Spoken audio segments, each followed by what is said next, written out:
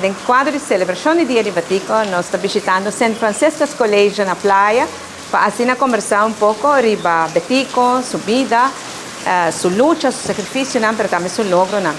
E aluno que não está muito interessado e me pode contar um pouco de minha própria experiência como sobrinha de Batico, que o qual é importante para nós, Team Batico como homem. E meu padrinho também, e essa é uma coisa que muitas vezes tem muito interesse para escutar.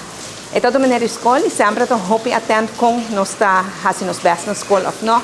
Então eu insisti para nós fazer os best hope e me explica muito nada quando também cada pode lograr coisas grandes, mas não bati com logra.